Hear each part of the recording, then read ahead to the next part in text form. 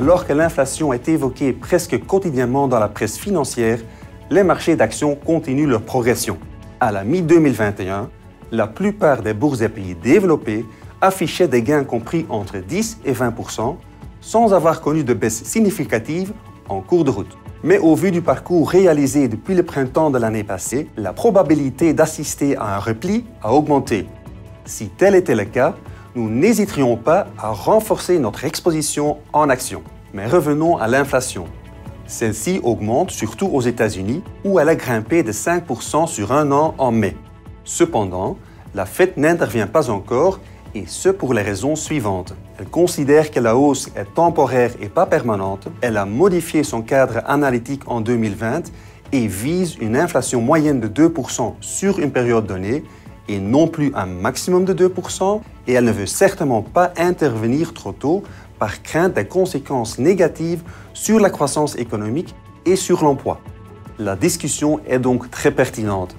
Si l'inflation devait déraper, les banques centrales devraient rapidement ajuster leur politique monétaire accommodante. Cela donnera sans aucun doute des sueurs froides aux actifs risqués.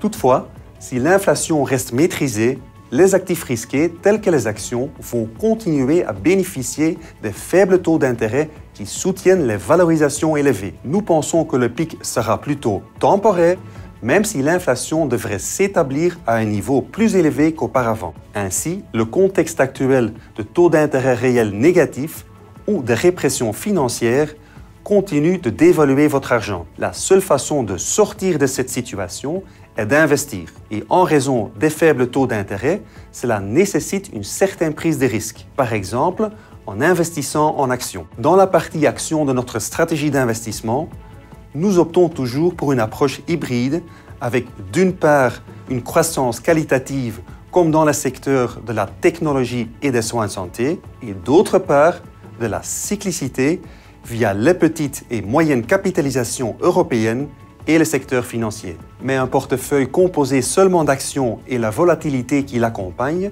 peut fortement perturber la tranquillité d'esprit. C'est pourquoi nous optons pour un cœur solide dans lequel les investissements sont stratégiquement répartis entre différentes classes d'actifs. Ce n'est qu'ensuite que nous ajoutons des satellites uniquement exposés aux actions en vue d'obtenir un rendement supplémentaire. Merci de votre attention. Je vous souhaite un été agréable.